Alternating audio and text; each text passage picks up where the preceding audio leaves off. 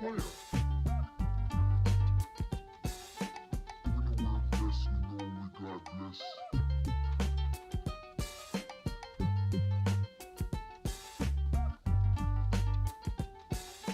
We know we're blessed, we know we God bless.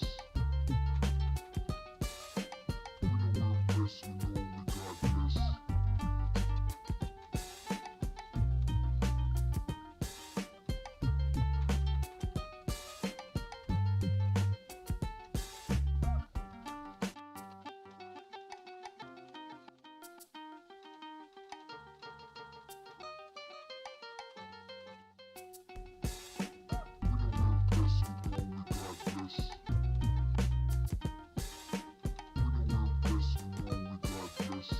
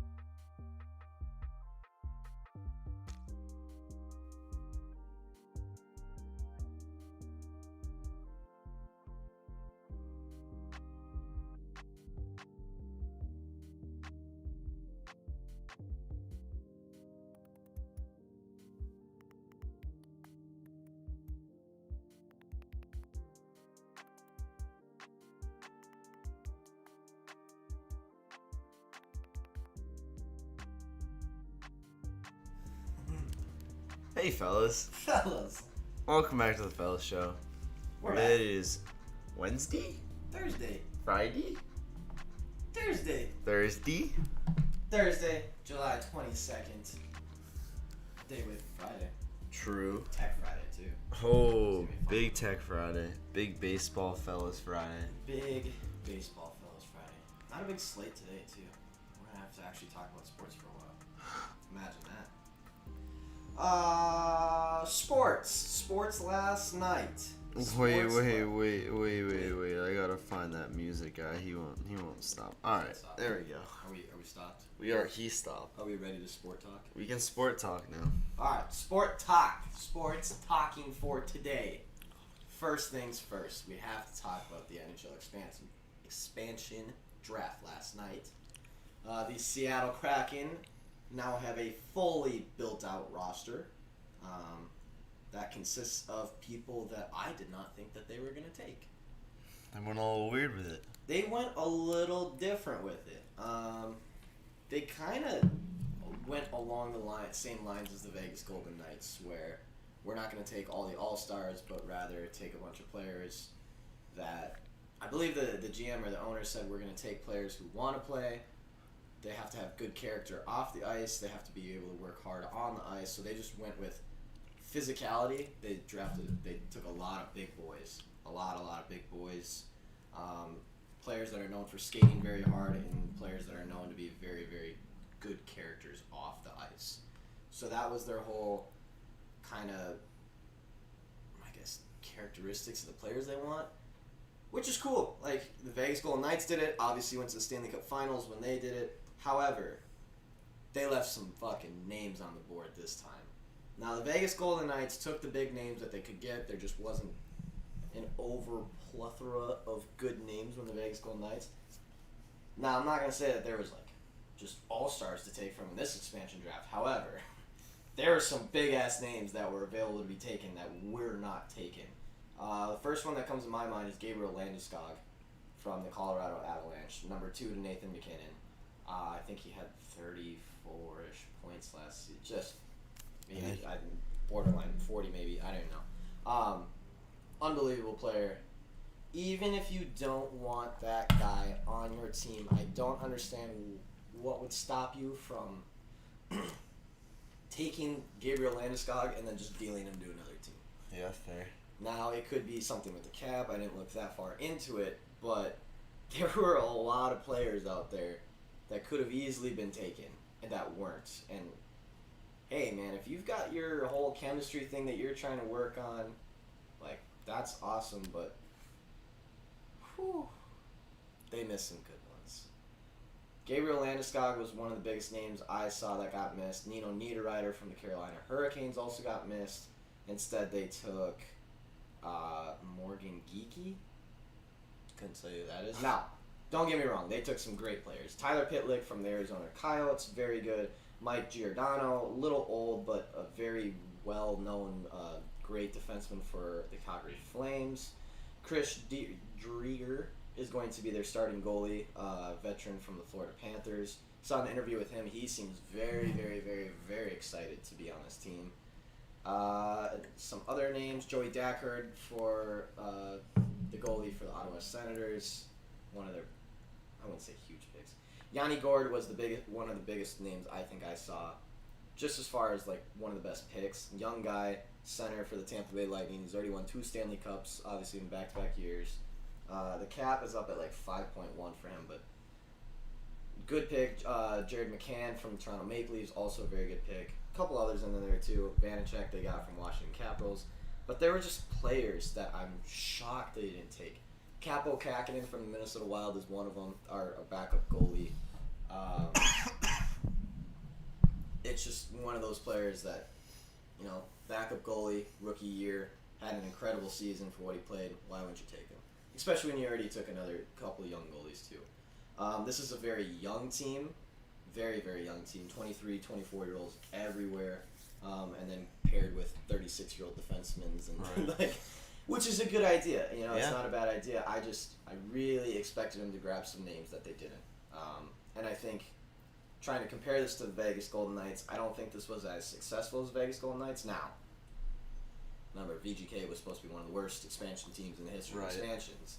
And also, the trade or whatever opens up very, very soon. So they could have grabbed players, you know, the other thing that might be happening here is the GM, you know, GMs hear rumors all across the league of who's being traded or who wants who. This may have also been, you know, like I don't even know what name it would be, but maybe they heard that the Dallas Stars is trying to trade for this guy, so they grabbed this guy in order to maybe work out a deal with him. Yeah. So there could be something like that going on, but interesting draft. Very, very interesting. Not the way I thought they were going to go with it. I saw some names on the board that I definitely thought were going to go that did not. I'm very happy for the Minnesota Wild. As a Minnesota Wild fan, they took Carson Saucy, which kind of sucks because he's a defender, but I thought Capo Kakinen was gone, our really good goalie. I thought he was for sure gone. The Flyers didn't lose Yeah. anyone very important either. So, interesting. We'll see how it goes. Very excited to have a new NHL team. Very excited to see how this goes. I think we've talked about it before. NHL gives the expansion teams more power than I feel like any other professional sport really does for expansion teams. I feel like if you are an Yeah, expansion team in the it's out NFL, there. you're guaranteed to fucking blow. Just terrible. NBA, really Maybe. probably not. Maybe, but probably not going to be any good. I'd like to see it though. I would love to see Let's see what happens. but definitely NHL, I think they have the best shot at being a good team in their first year. Obviously, VGK showed that. Kind of an anomaly, but we'll see. And Yeah. also, the trading and things should get very, very interesting coming up here. Because this team looks like they have a lot of young players to deal around. I don't know. It'll be interesting. I'm a big fan. Big fan. Also, look at the jerseys. I know the The jerseys are jerseys sweet. are tough. The jerseys Love are the sweet. jerseys. Also, way off topic. Not off topic, but on the topic of NHL, not on the expansion. I was thinking about it the other day. This might be a hot take of the day. I think the NHL is one of the hardest sports to get into as a professional. Now, here's my reasoning. It doesn't matter what size you are. Obviously, there's a better size for the NHL. 6'2" to 6'3", you're in the sweet spot. Doesn't matter what size you are. Doesn't matter what position you play. You have to be good at everything. Yeah, true. You have to be good at everything. Some of the best shooters in the NHL are defensemen. Some of the best hitters in the NHL are forwards.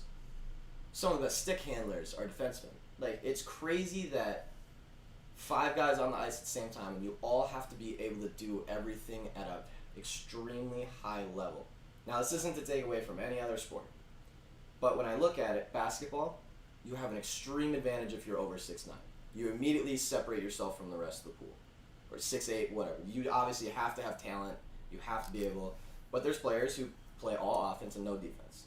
There's players who play all defense, no offense. There's those players out there. In football, I guess it's just because of positions. It's such like a niche, special... I mean, you have 6-foot guys that are 190 pounds playing one position. You have 7-foot guys that are 320 playing another position. I seriously think that as like just a basis covering the whole sport, that the NHL has to be one of the hardest places to play in. Just because you have to be good at everything no matter what position you are on that ice. I don't know. I thought it was an interesting take. Because most times when I think of hardest sport to get into, it would be football. Yeah. Because those guys are just nuts. Like, those guys truly are insane. And extremely athletic, extremely talented, like everything. Baseball's up there too. However, my reasoning for baseball was just the fact that there's like 14,000 players in the farm system and everything like that. But that's kind of true with Major League hockey Baseball, too. There's I suppose there is a lot there's of quite a lot of small junior leagues. junior leagues. Yeah, that is true. Very true. Yeah, I thought that was interesting. I really thought about it, and I was like, I could honestly make an argument for the NHL being one of the hardest sport to get into as a player. Just because defensemen have to be able to shoot, puck handle, hit, play defense. Forwards have to be able to shoot, puck handle, hit, play defense. Like, it's just, you have to be good at everything in order to play. So that's interesting. Yeah. But moving on from NHL, I was very happy last night. I really thought we were going to lose Kappa Kapanen. I really, really thought.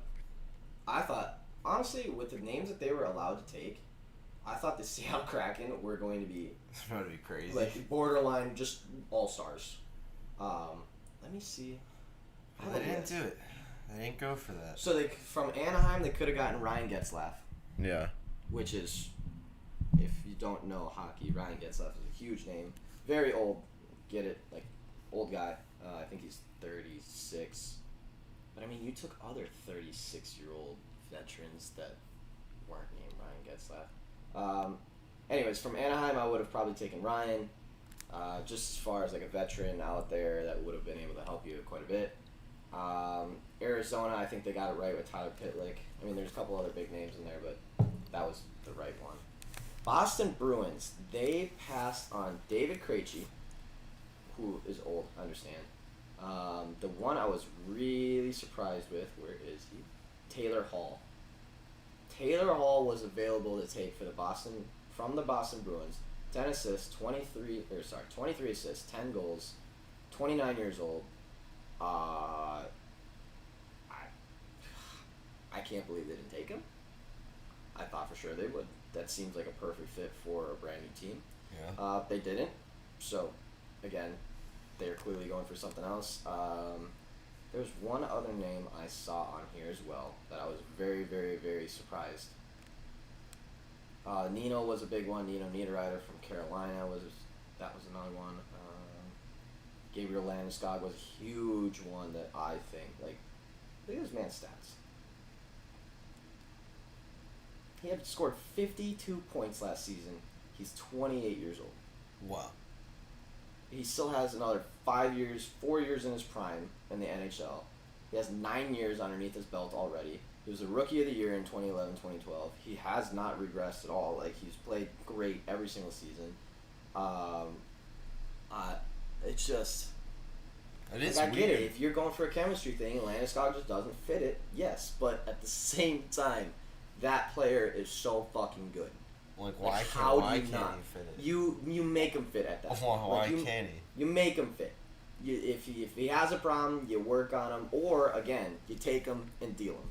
Yeah. Because the amount you could get for Gabriel Landeskog is probably insane. And I don't know the rules behind taking players and just dealing them right away, but I would assume that you can because they're fully eligible for the trade. Right. Once the trade starts, and they have $30 million in cap to fuck around with.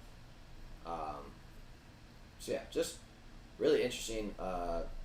Seems like they kind of went the route of VGK, but I feel like VGK was an anomaly, 100% a huge anomaly. So I guess we'll see.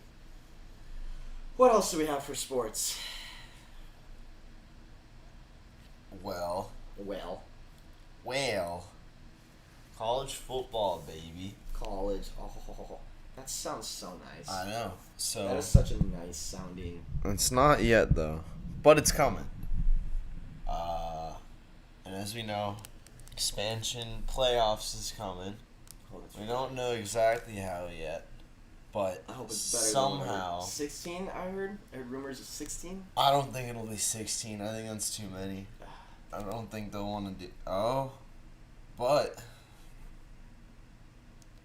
the SEC is potentially getting a lot bigger in a crazy realignment, shake-up, extravaganza, where exciting. Texas and Oklahoma would be joining the SEC. Ooh, I don't know how they're going to feel about that. How do Texas and Oklahoma fans feel about that? Actually, they probably might feel pretty good about that, being in the SEC now.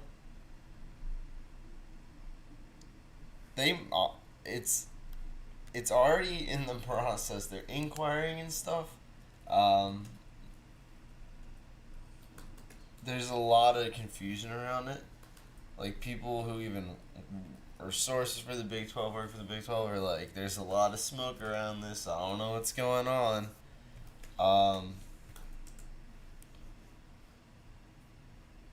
So first, the Longhorns are expected to inform the Big 12 that they don't want to extend the grant of media rights deal. Oh, that. Have you ever heard about that media rights deal? Yeah. That is the Longhorn Network. Yeah. That is one of the most unreal deals that ESPN pinned themselves in. One of the most lucrative, unbelievable fucking deals that the dumbasses of ESPN buried themselves in. Sorry, keep going.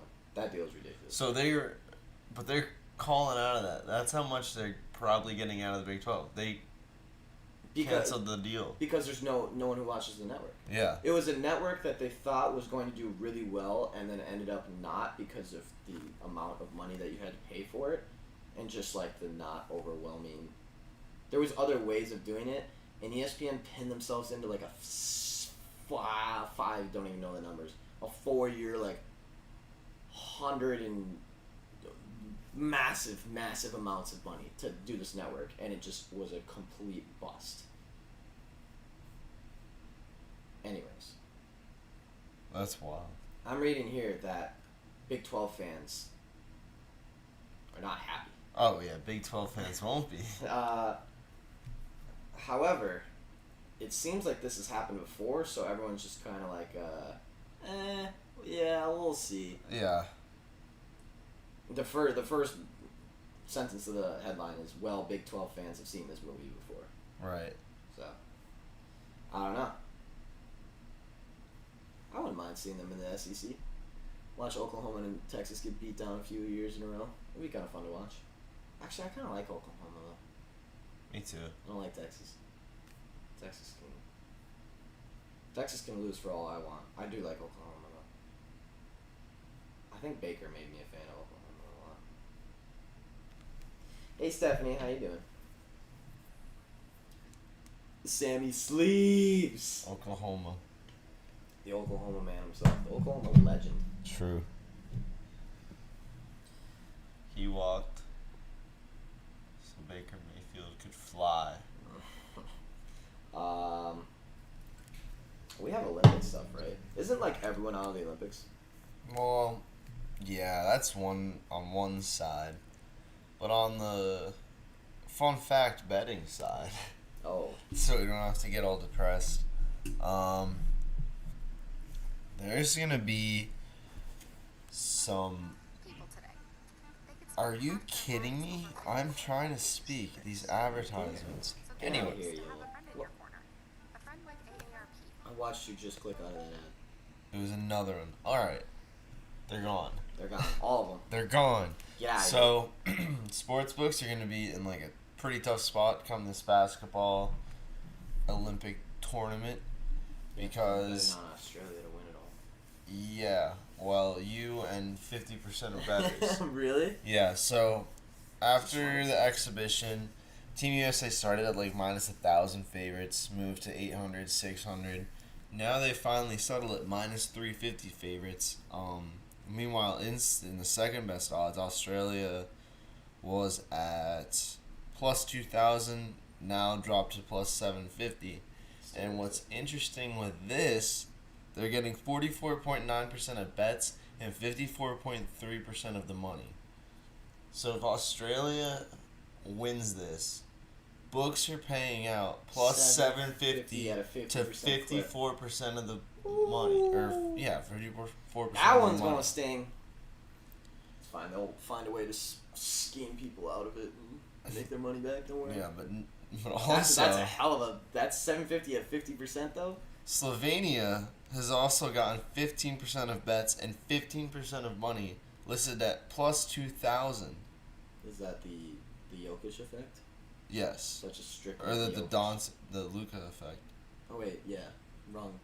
God damn it. I always forget. Serbia, Slovenia. Serbia, Slovenia. Damn it. So, what's that? 65% of the bets aren't even on Team USA. So to me that screams, maybe we just good old US of A. At minus 350, fuck that. I don't even want them to win, let alone bet on them. I don't want the USA to win basketball this year. I would love to watch them lose. I'm just saying. I think it would be funny. I'm just saying. If 65% of the bets are at plus 700s and like higher, I'll just put a little sprinkle on the favorite there. Yeah? Maybe a big Yeah, sprinkle. if they keep dropping, it might be worth it. Good value. No. I'm not a big Kevin Durant guy. I don't like him. I like him more now that he's on the Nets than I did when he was on the Warriors. I'm coming around a little bit. But to watch KD lose a gold medal in the Olympics might slightly warm my heart a little bit. To watch him break the streak as the guy, not only to be the favorite to win the NBA Finals and lose, but then also be the favorite to win a gold medal and blow that up for the first time since 2004 and 1984.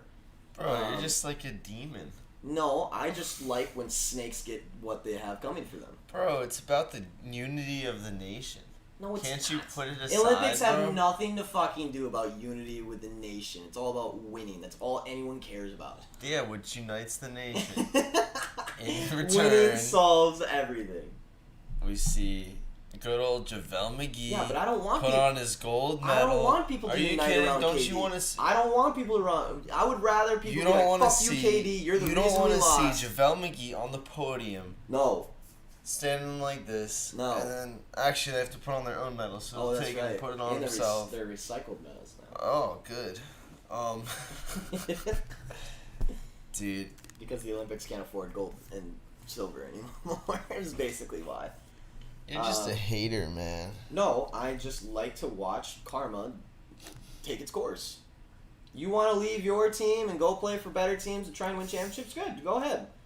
Yeah, you stupid idiot. But the way he did it was just a snaky.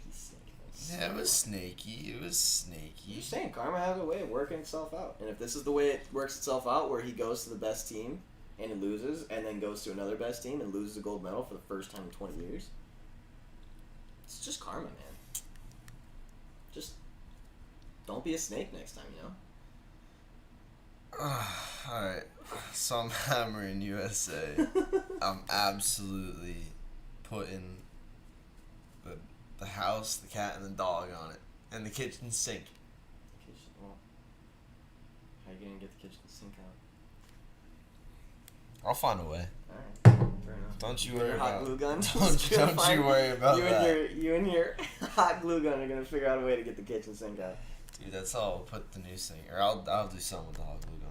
I love that Sean thing. has a total of maybe 3 tools, and one of them are a hot glue No, gun. man, and I have several I think he tools. could build a Walmart with a hot glue gun. I'm not gonna lie. He might be able to do it. Yeah, but man, is that a hazardous material? I'll tell you. That glue, it's pretty hot. So stupid. Oh, That's some hot glue, dude. fucking Thursdays, man. Yeah, Thursdays. not a lot. Thursdays never have any sports going on Alright. because everyone did their stupid shit on Monday. I think Kirk Cousins is bad. I Let's think- go for another 45 minutes. I on- think you're wrong. Let's go to here. What do we got?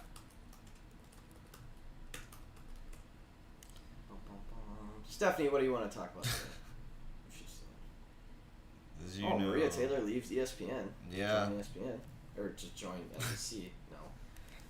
Wow, imagine that. Everyone's leaving ESPN. I wonder why. Huh. Weird. Huh. It's Weird. I don't know almost why like they don't. It's people almost like. don't want that to happen. It's almost to like they them. cornered a bunch of analysts into shitty contracts, and then once everyone else started offering them contracts, everyone's leaving. Weird. Huh. Maybe you should pay your people, ESPN. Maybe you should pay your own.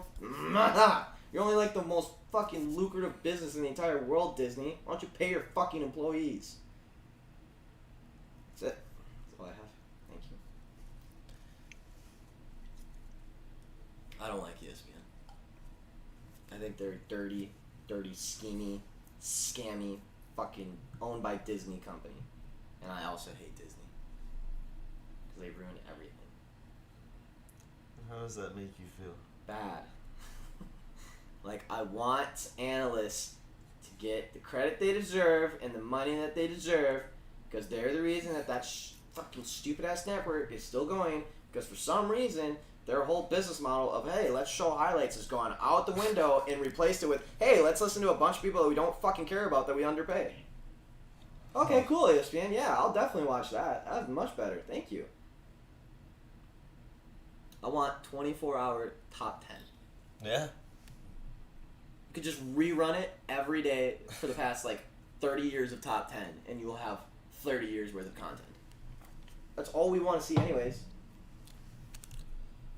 That is true. I'd definitely rather just see a bunch of really cool stuff. When's the last time you went to Sports Center? And the top 10 was actually on. And 1, the top 10 was actually on. Or 2, you saw a segment up next, and you also saw top 10, you're like, oh, I'd much rather watch that segment than the top 10. Never. Ever, never, ever, never, never. Never. Top 10 is always the best thing, and I get it. There's only 10 top players in the day, blah, blah, blah. Bitch, you can find out other ways to show us cool shit rather than have fucking Stephen A. make fun of his own race and say the dumbest shit about other races, too. Yeah, he did do that. And Max Kellerman being one of the most uneducated fucking idiots out there. Actually, I kind of like Max sometimes. I'm okay with Max. I'm honestly okay with Stephen A. He's just a dumbass sometimes. A little bit. He just says some dumb shit. Also, why do we have Scott Van Pelt only for like an hour at night? Like late night True. hours. He should I want this man like 8 hours a day. I want a 9 to 5 Scott Van Pelt. Because that guy knows what he's talking about and is actually fun to listen to. I would listen to him talk about any type of sports. But guess what? They put him at a night slot, and I'm sure he's underpaid as fuck too. Probably. Although his name is on the show, I bet that contract's pretty decent. Let's find out actually. Scott Van SVP ESPN contract. Why wouldn't you just go on your own at this point though? I don't know. I really don't. Like Maria Taylor could have easily gone on her own. Mm-hmm. And like maybe immediately it's not as the payment that would be on NBC and ESPN, but 4 or 5 years from now, you build your own channel and stuff. I guarantee. Another multi-year deal, Sports Center, blah blah blah.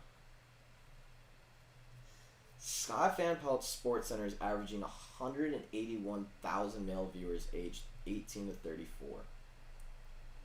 Jimmy Fallon only averages 99,000, and Stephen Colbert averages 80,000. This man's doubling the late night shows. Dang. And he starts at 11 or 11:30. That's crazy. Can you tell me how much money he's making? Salary. Imagine you're just sitting there, mind your own business. Someone Googles your salary. Right. His annual salary is estimated net worth around. He's only worth $16 million. Should be worth more than that. His annual salary previously was more than $1.5 million, and is currently reported to make $4 million per year. All right, so that's solid contract. Oh, That's good contract. good for you, Scott. I'm happy for Scott. He's probably one of the only adequately paid ESPN analysts out there. I bet Stephen A. and Max make a fuckload of money. Oh yeah. Stupid, dumb. Anyways, we need to talk about other sports. Stupid, dumb. ESPN Insight, or Whoa. Fantasy Football Insight. Whoa. Amari Cooper slipping in drafts for no reason. I can think of a reason.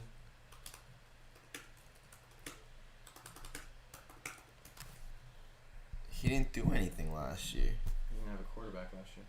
That's fair, but he still didn't do anything. No, Hey. He did.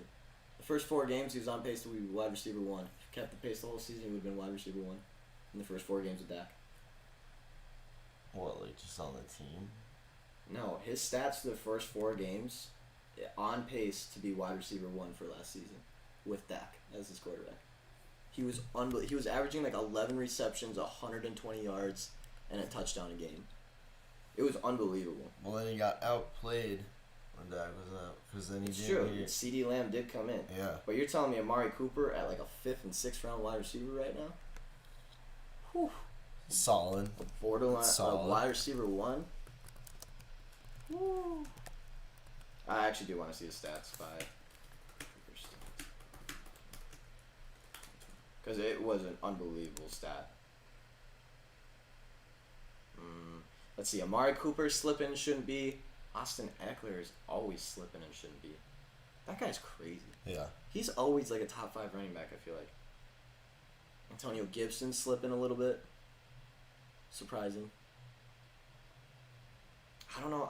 Is that offensive line that good? I don't know. I don't know if I'm not that confident in it. Yeah, I know. Yeah, this was Dak's games for Amari.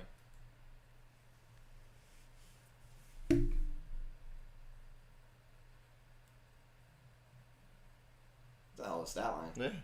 14, 9, 12, 16 targets. 10, 6, 9, 12 receptions. But yeah, as soon as Dak leaves, he immediately regressed. Michael Gallup was out playing him too. Michael Gallup Big was time. playing very well. Michael Gallup would also be probably, CD Lamb and Michael Gallup would probably slip in a little far too. If Amari's slipping, then those two are probably. You can slipping always as well. get. I think last year I got him off waivers. It was a nice little get, Mr. Gallup. I mean, think about it. Dak throws for 450 pretty consistently, whether he's Yeah. playing well or not. And that's 450 is only spread out He between does. 3 to 4 wide receivers. True. So, mostly any of those. Tony Gibson, I saw slip in. I saw Josh Jacobs getting taken way too high. Way too high. Yeah, I made that mistake last year. Did you? A lot of people were eyeing him in my league too, and I was like, I just don't trust you. He was good for a little while. Yeah, I was worth a try, but I think the Raiders are just too bad. Yeah, I don't think they're very good. They're simply not good. At the I just moment. don't trust them. No. Like, they have the talent. They're They too. just have some- They if they had like, the whole Derek Carr thing to me has ruined them. Yeah. Not him being like there, just the whole. Do they Skepticism even and if- want him? Yeah, do they Then want have him? Mariota? Yeah. They're like, oh, we want Mariota off the bench, and then it's like, I feel like if they had just kind of put, like, you are still the guy. Yeah. I think that'd be a little more I confident. feel like Gruden's a big mind game guy. Yeah. He likes to play the mind games, and he's just taking it a little too far now. Where like nobody knows if they have a job on that team. Yeah. Nobody knows if he actually likes them. No one really knows. Like, I feel like it's gone a little too far. Like, it's good to keep everyone on their toes and like, hey, I gotta keep working. But I feel like it's just a point where like even the starting center is like, holy fuck, am I gonna Yeah. have a job tomorrow? Like, Gruden, do you like me? And Gruden's like, you should probably snap the ball pretty well. It sounds like a stressful work environment. Because AB didn't like him. Yeah. AB did not like him. No, granted, I don't think AB liked anyone during that time, but True. we should kick it to a break. Okay, to a break. Kick it to a break, couple minutes, gather our knowledge, come back, drop a little bit of knowledge, and then get into the bets. I already took a look at the slate today, actually. Oh, yeah? I did a little diving in the slate this morning. Any Well, you know, you gotta wait till 11. like, We gotta wait till just 11. is there something there? Something there? Yeah, there's something there. Yeah, there's something. We've got a good one today. Oh boy. I see it. I've got it. It's locked in. You hear that? It's gonna be a good one. Oh boy. It's gonna be a good one. All right. We'll see you shortly. Don't tease me like that, man. Now I'm all excited.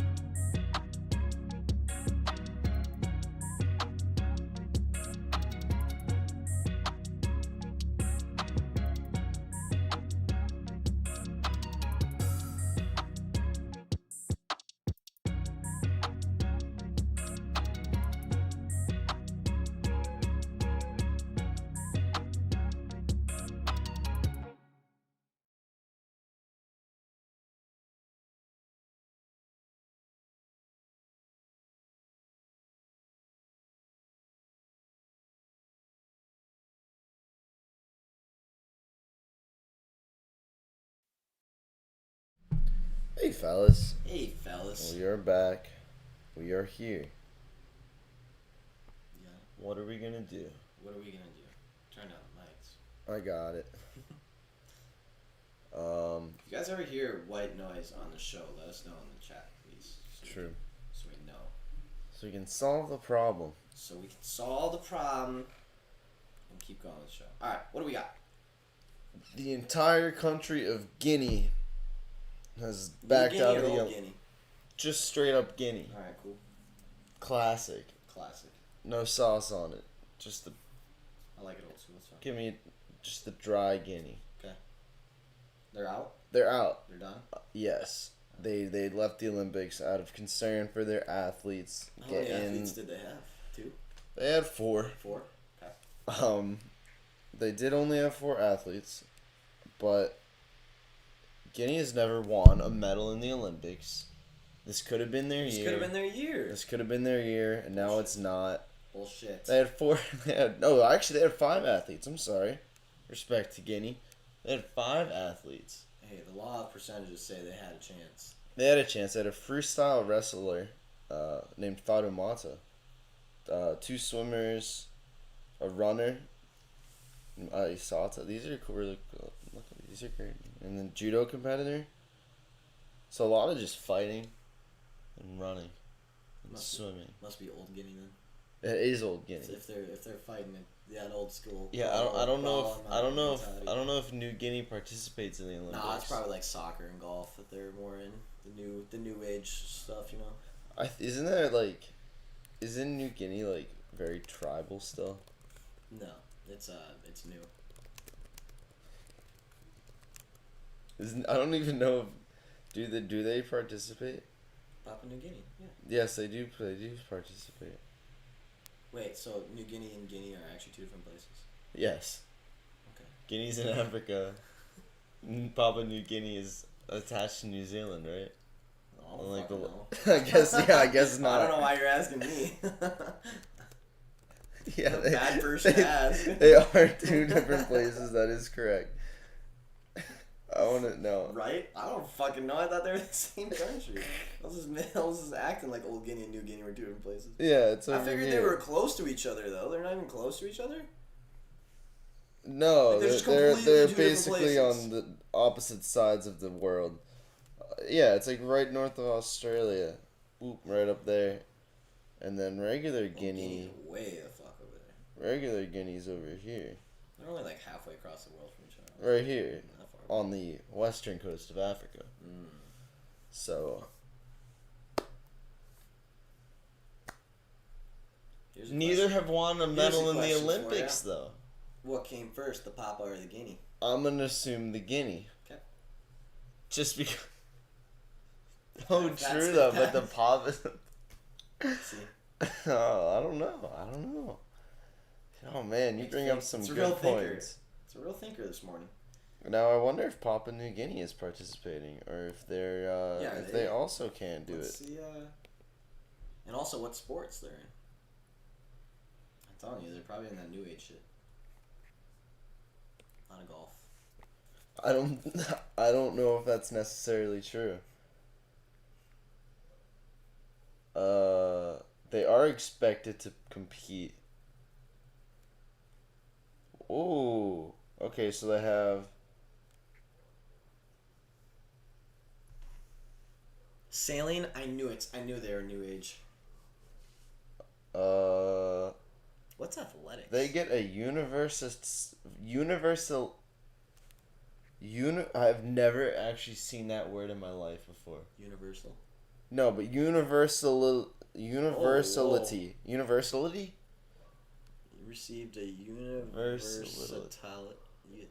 Right? I've never actually. That's such a weird. I gotta go back to school. Universality. Universality. Universality? Maybe. Yikes. I don't know, but it lets them It's a send. real brain buster on a Thursday. But that lets them send someone in women's athletics to the Olympics. I guess if they don't actually qualify, they can still send one. So they have one person in women's long jump. They have someone in men's lightweight boxing. So much there's someone in men's laser sailing, which I'm gonna be real.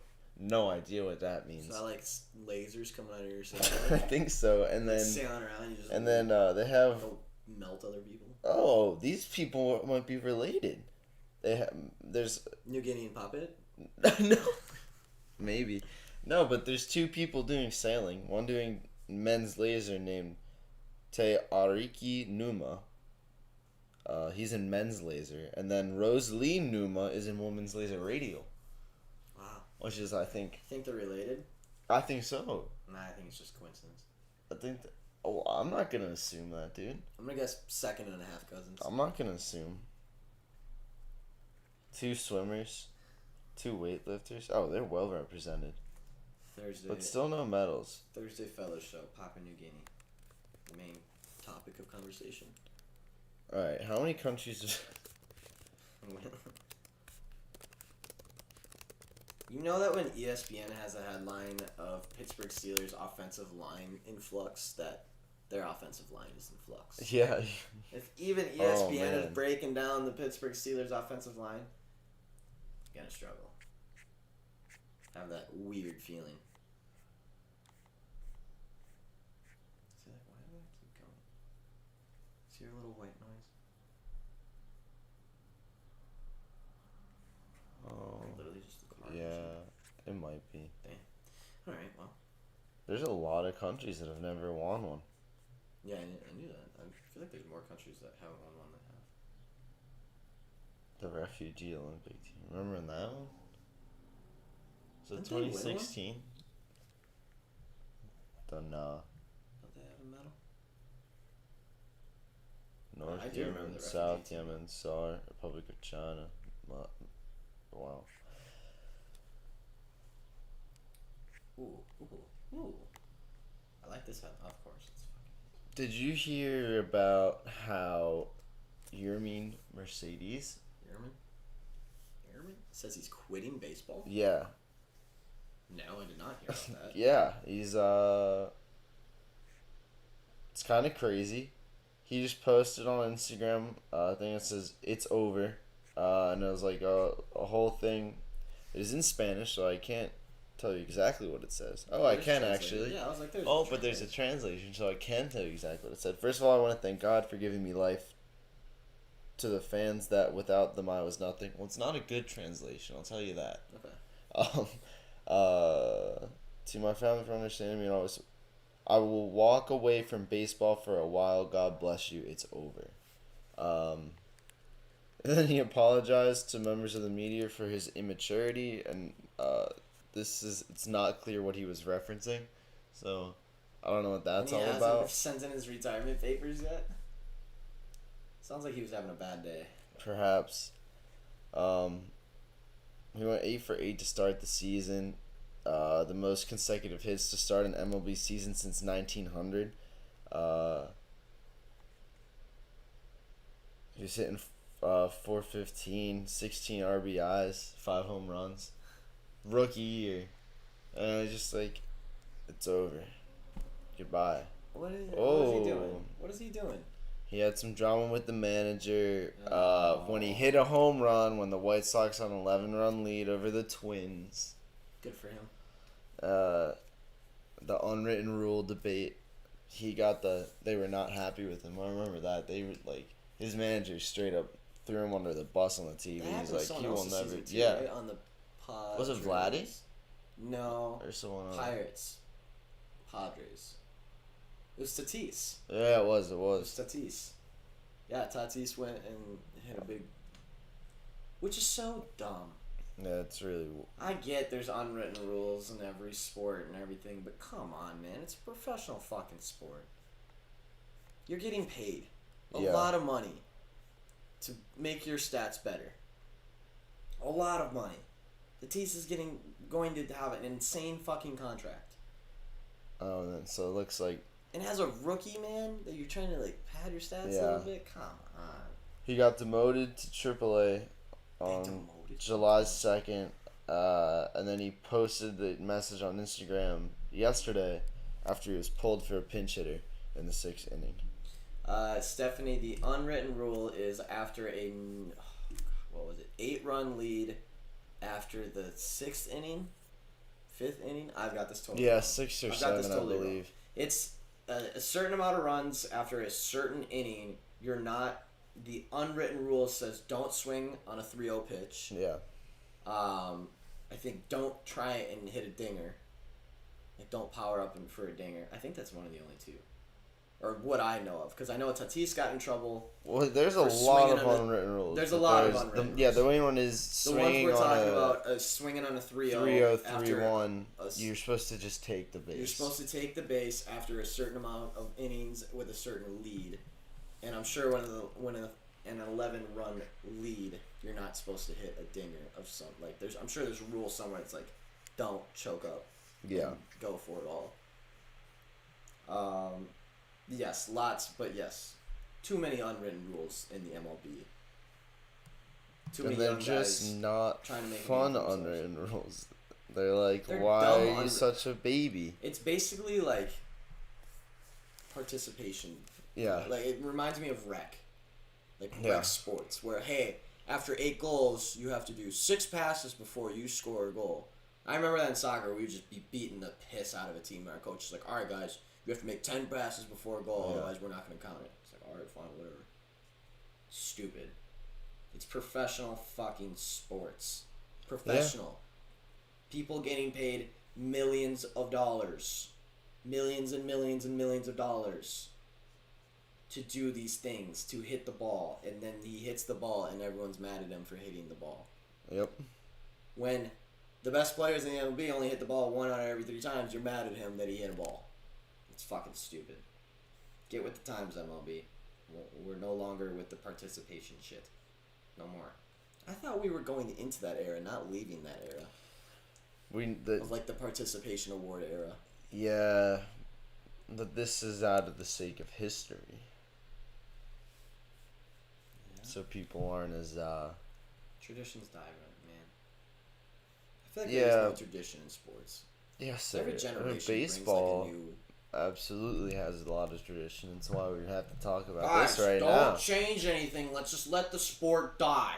Let's just not change anything. Let's let it just keep trending downwards. Nobody change anything. We'll just run her into the ground until we're done, and then we'll all go play different sports. It's all good.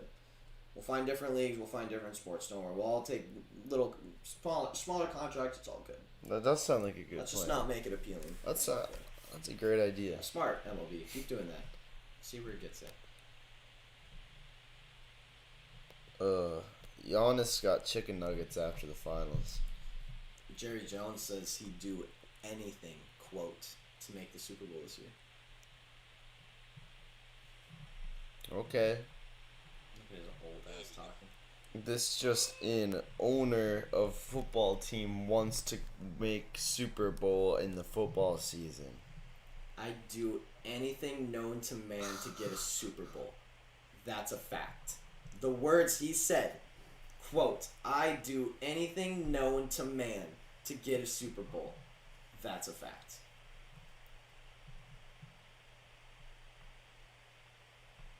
Anything, Jerry? That's a little sus there, dude. I'm just saying. Anything, Jerry? Known You gonna to kill man. someone? That would be pretty sick. Do you think Jerry Jones would kill someone for the Super Bowl win? I wouldn't put it past I him. mean, he did just Do you say that. think- He did just say that. He did just say that. That's incriminating. Do you think... I feel like... I have this weird notion of every single, like, billionaire has had someone killed at some point. Maybe. Jerry Jones really doesn't like a guy, has all the money in the world, just needs a guy to go away. He's like, hey, Yeah.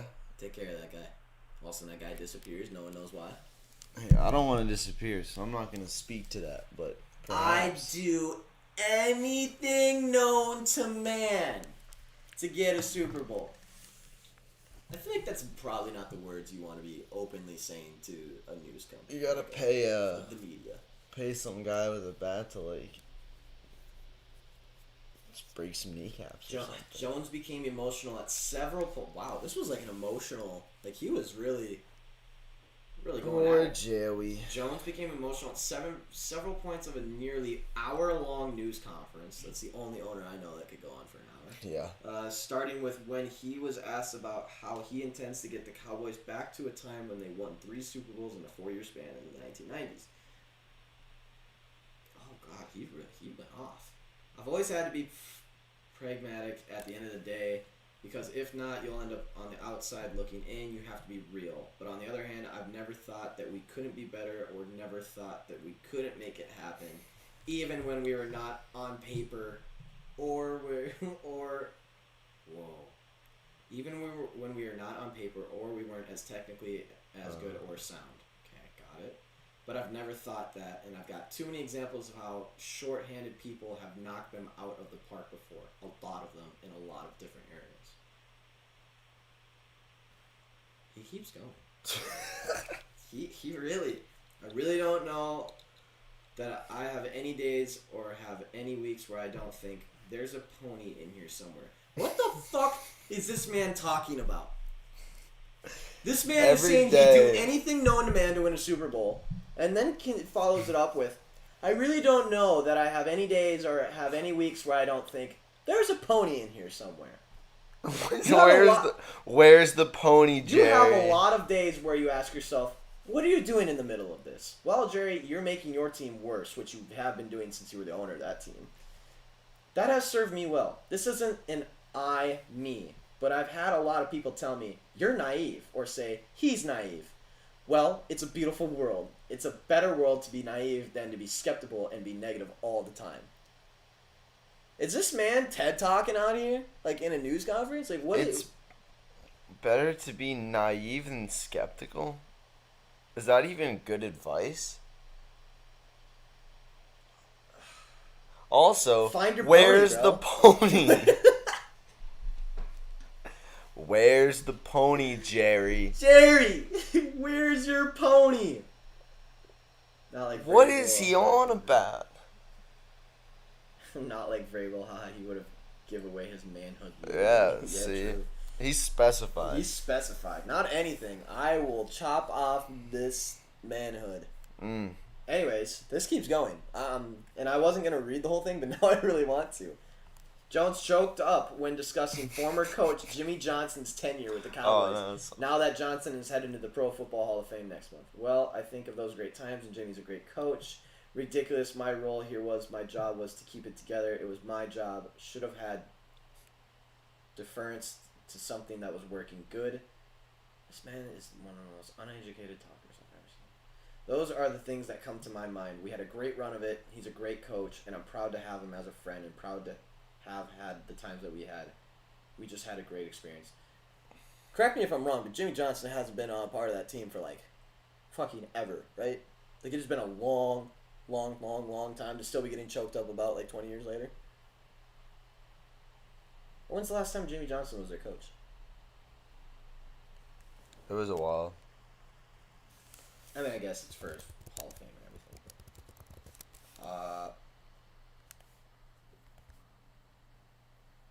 I think we got a way to make it work big. What? Dude, just listen to these sentences. I think we got a way to make it big for this season, Jones said. You put those two things together, and I think we got a chance to be a really good team. Okay, This man's Jerry. on one. Jerry Jones is doing a massive amount of drugs. You heard it here first on Hey Fellas. I don't know what drugs, but he's on a lot of them. And I'm not talking about blood pressure medication either. I'm just thinking, I'm talking like, about that hardcore street shit. I'm just starting to think in my head about what this pony is and where it went. Yeah, can we revisit Where this is- little thing? Where is the pony? I really don't know that I have any days or have any weeks where I don't think there's a pony in here somewhere. But where? Can we quote In his that kitchen? sentence? I want In that his house, do you think? framed 10 foot by In the Cowboys 10 foot. training facility? Where's the pony? I suppose he doesn't either. He doesn't You know either, you but know, he's like, just like... you know, like live, laugh, love. Yeah. No. I really don't know that I have any days or have any weeks where I don't think there's a pony in here somewhere. I want that fucking blown up on my wall. Not live, love, laugh. I want that saying across my whole wall. That's merch right I want it on We're my making ceiling so that when I wake up in the morning, the first thing I see is there's a pony in here somewhere. That's how I want to live my life. Like Jerry. Living like Jerry. I'm making that shirt, dude.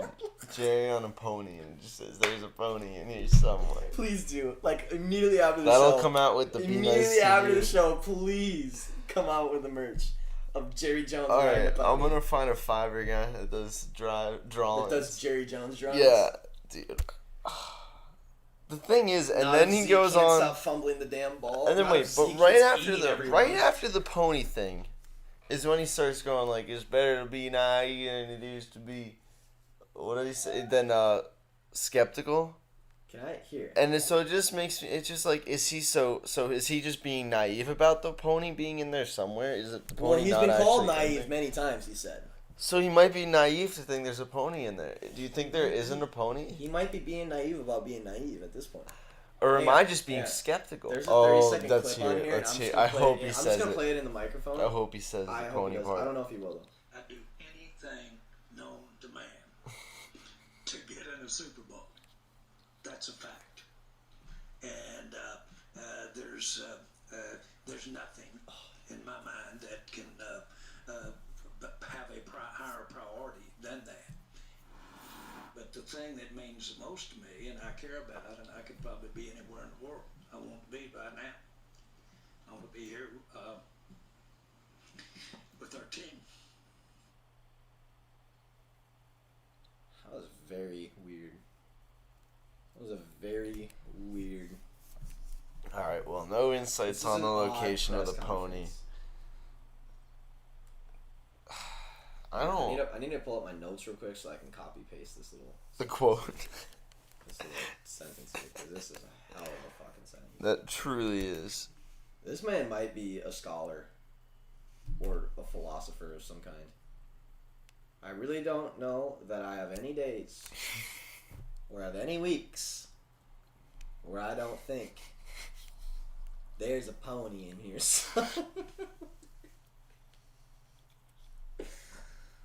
Oh, it's a slow Thursday. What does that Dude, I'm gonna mean? fucking cry. This sentence has me dead. Where literally- is the I pony? can't stop.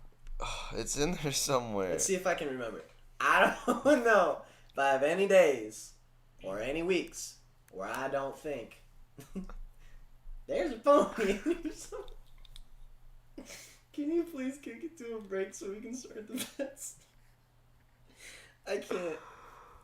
Oh. Alright, we need to kick it to the bets. I'm done Yeah. with this. I need to get out of here. I need to recuperate from that. Fair enough. That's a rough one.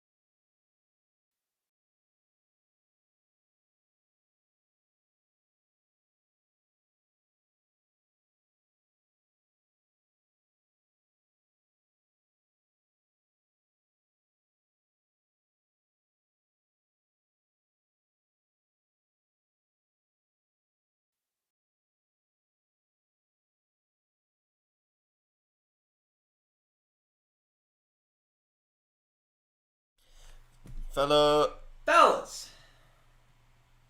Fellas! We're back from the whole Jerry Jones situation.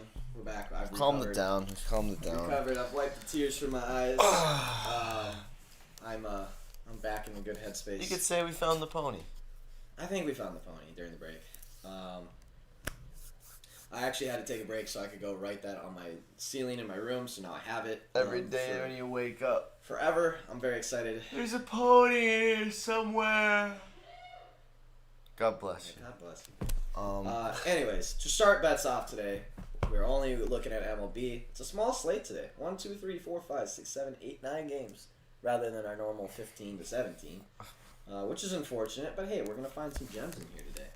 Starting with the Texas Rangers at the Detroit Tigers. Texas Rangers getting plus 125 on the road. Detroit Tigers getting minus 135 at home. Looks like Detroit Tigers, however, getting 72% of tickets and 89% of money. Let's find out why, Sean. Okay. The why Oh, is Mike Fultinowicz. Look at that. Witz? I can't say his name. Mike Fultinowicz. Yeah, it's that ending is a real tough word. Fultinowicz is Yeah. Yeah. Anyways, Mike F. Mike's a dog shit pitcher. Yeah. Mike's really bad. Mike, in his last 10 starts, has given up 10, 3, 4, 2, 2, 4, 7, 5, 2, 0. Jeez. So, not good. He's even worse on the road, too. Bad pitcher on the road. Now, I'm not going to say that Tyler Alexander is anything special himself. Okay. But Mike has an 8.1 ERA on the road with a 350 on base percentage with a 1.55 whip. Yikes. Now, it's a little inflated in his last three with a 10.2 ERA because his on base percentage is actually down to a 320 and his whip's down to a 1.33. But those aren't that solid numbers either. Right. They're not overly impressive. Tyler Anderson, decent pitcher at home with a 4 flat ERA, on base percentage under 300 and a whip of 1.28. So Tyler Anderson's got a little juice, but he can get a little tossed around. True. Good game log though. He only goes for 1 to 3 innings, so we're probably not going to see much of him. And then we're going to get into that Detroit bullpen, which is not a fun bullpen to be a part of. Over under set at 9.5 for this game. Every single time I see this series pop up, I really want to play team total overs, but they're always one short. Detroit Tigers always score 4 when they're supposed to go 4.5. They always score 5 when they're supposed to go 5.5. Texas Rangers just don't have bats lately. In their last 10 games, Texas Rangers 2-1-0, 0-2, 1-4-3-3, 10. So they have gone over 4.5 one time in their past 10 games. Over 3.5 2 times in their past 10 games. Jeez. Not good bats. What is Texas Rangers team total under, please? Rangers team total under. So under 4.5 at minus 135. Minus 135. Little hefty. Definitely not the over. Detroit Tigers money line minus 135. I don't like it getting stacked on that much. But Fultinowicz sucks. What's Detroit Tigers team total over? Give me that young 4.5. It is a 4.5 at minus 130. Okay. However, I like over here.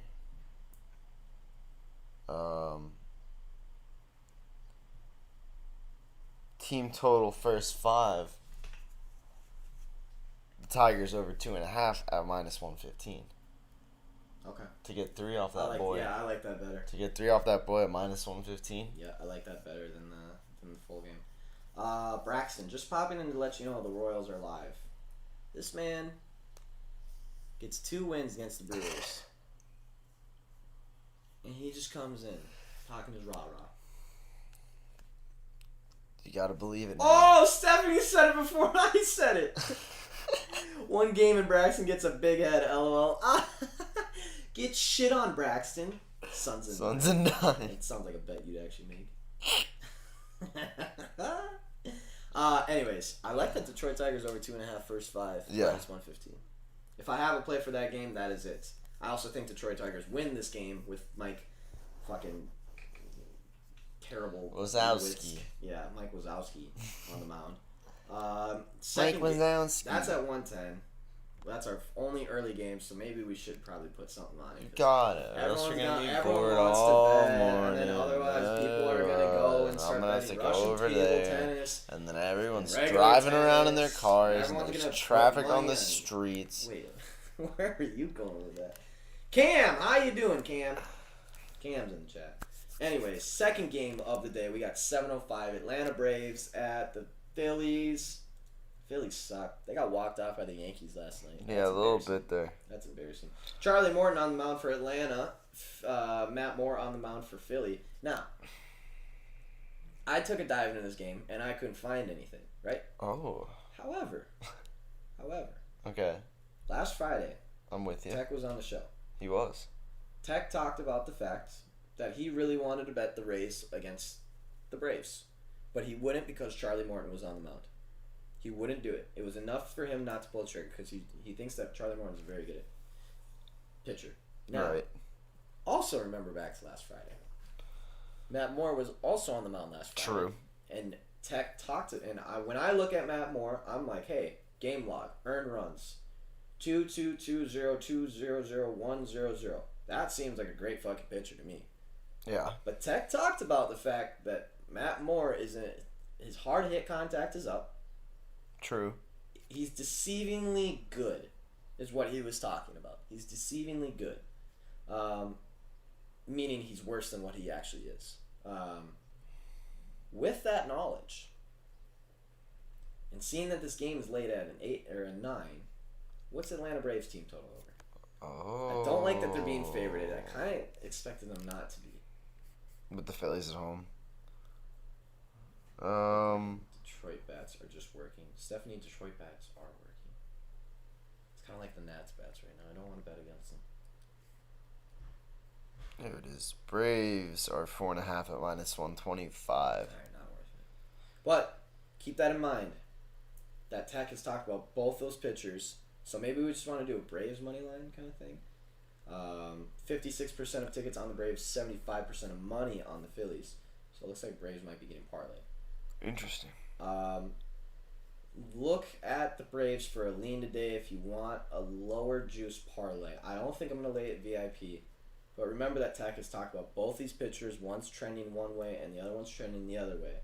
And with that information, it might be worth taking. Also, Cover Sports has under 9 as their free pick on that game. Interesting. Why? Don't know. Okay. I think they think that Matt Moore and Charlie Morton are both very good. Mm. I have inside information that says that Matt Moore might not be that good. Insider information. Big brain. Anyways, moving on to 7:10, we have the Tampa Bay Rays on the road against the Cleveland Indians. Tampa Bay Rays getting minus 145-ish. Is that still the line, or did that line? Yes, sir. All right, minus 145-ish. Cleveland getting plus 125-ish. We got Luis Patino versus Cal Quantrill. Patino, 4.87 ERA, 1.18 WHIP. Quantrill.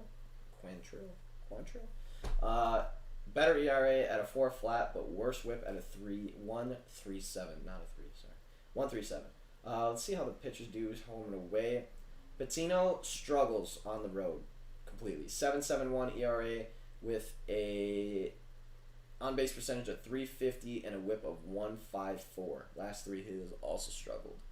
Quantrill plays decent at home with a 3.86 ERA, on-base percentage of 326 and WHIP of 1.35. Also been playing a little better in his last 3. I give the starting nod to Quantrill. I think he's a better starting pitcher. However, both these pitchers are only going to go 1 to 3-ish innings. I mean, if they get absolutely destroyed, they'll probably go 1. If they do really well, they might see 4, maybe. Mm-hmm. So that means we got probably 5 or 6 innings of bullpens of both teams on this game. And both teams have a top 5 bullpen. Cleveland Indians come in at a 3.35 ERA with their bullpen. Tampa Bay 3.27 ERA, basically the same thing. WHIPs 1.14, 1.27. Yeah, I don't know. I don't necessarily think I have a play for this game. I obviously lean the Rays just because they're the Rays and because they're playing in Cleveland. And I don't trust the Indians at all. However, I could see the Cleveland Indians being in a decent spot to steal this one. I like the fact that the Rays aren't getting stacked on. If the Rays were getting stacked on super hard right here, I would absolutely say like Cleveland Indians plus 1.5. But the Rays aren't getting stacked on.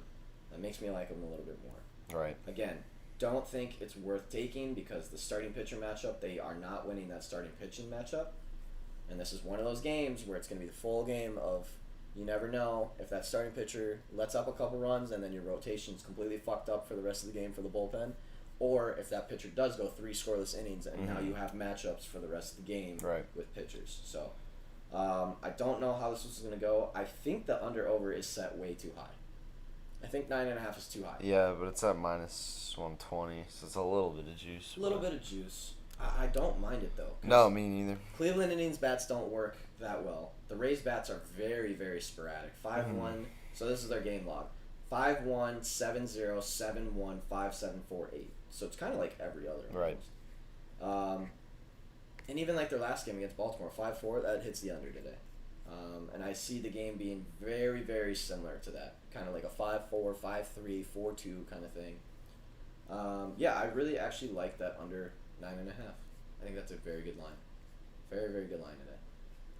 Moving on. Let's see if we got here.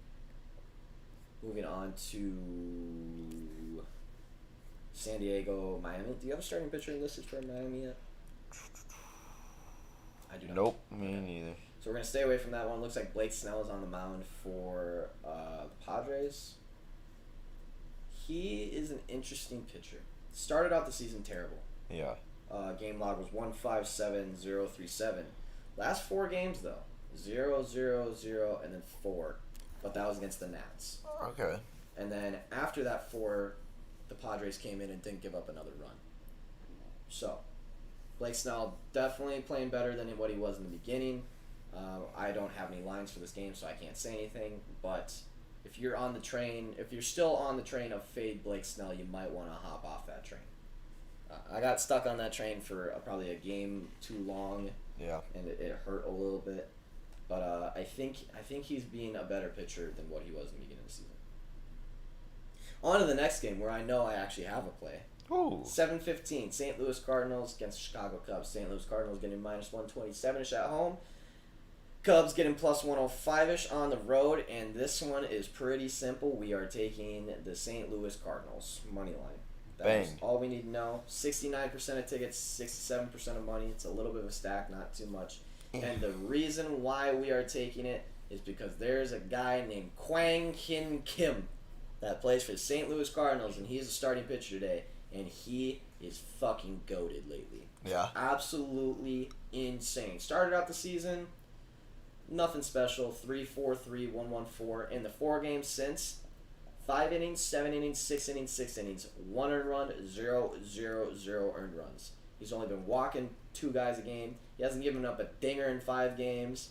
His pitches per inning is down to like 14, 15, 12 a game. Absolutely nuts. Like, that's basically 3 and outs every single inning. Not to mention, he's been doing it against San Francisco. Dang. Actually, he has not been doing it against the greatest batting teams. But throw that Cubs into the mix because the Cubs suck at batting too. They are the 21st ranked offense. Now, I will say, Adbert Alzolay is not a terrible pitcher himself. ERA 4.59, on base percentage 283, game log. He seems to always give up some runs, but he goes for a long time and really doesn't play that bad. 2-4, 3-4, 3-4, 1-0, 2-0. So you're pretty much good for 2 out of them for sure. Right. And I think, and by the way, St. Louis Cardinals have been playing very well lately. Forgot about that whole aspect of it. They've been playing very well lately. They're a very good team at home. They're 27-20 at home. I'm going to look at their game log in their last games. Yeah, they have won 1, 2, 3, 4, 5, 6 out of the last 10. But they've been beaten. The teams that they've been beating, they beat Chicago Cubs 2 out of 3. San Francisco 2 out of 3. They split with the Cubs before that, and then beat San Francisco 2 out of 3 before that. So like they're beating very good teams. They're playing decent teams. They're beating good teams. I just like the St. Louis Cardinals today. Yeah. I think that's easy. Money line is what, minus 120 on DraftKings. It looks like. not a bad juice at all. You can lay 1.5 to 2 units. Feel Right. comfortable. Also, how about that White Sox Astros parlay? That was a hell of a Yeah. call. They both ended up losing yesterday, but they both got 97%, and damn, am I glad I put them together. That was great. We literally did the opposites yesterday. Yeah. We took the favorites that should have been underdogs, put a parlay together, and then we took those two with 97% both, and they both lost. Interesting how that works. That's how it goes. That's how it goes. That's why I put them together. Next game. So yes, St. Louis Cardinals, not Arizona Cardinals. On sport. One day. Next game, 7-10. Ooh, I skipped over that one. Jordan Montgomery on the mound for the Yankees. Oh. Tanner Houck for Boston Red Sox. Boston Red Sox getting minus 135-ish. Yankees getting plus 115-ish. Yankees have won 4 in a row, by the way. Dang. Covers has under 9.5 as their free pick on this game. Houck, I don't have a lot of stats on Houck. He's only pitched 13.1 innings this year. Fair. So he's had 4 outings. He hadn't pitched since April, except for the last game that he pitched against the Yankees on July 16th, where he went 3 innings with only 1 hit and 0 earned runs, with 3 strikeouts and only 1 walk. Before that, though, he gave up 3 earned runs, 0 earned runs, 2 earned runs across 4 and 5 innings. There's just not a lot out on this guy. I don't know exactly what to do with him. Jordan Montgomery, on the other hand, is pretty much good for 3 runs no matter what. Yankees are pretty consistent with him. They let him go for 6 pretty much every single time. Doesn't matter whether he's getting tossed around or not. Normally doesn't get tossed around, so. But he's good for 3. He's always good for 3. He's game log. 3, 3, 3, 1, 4, 3, 1, 3, 0. Like, he's good for 3. With that information, what is the Boston Red Sox team total over today? The Boston Red Sox team total over is lower on the page than I thought it would be.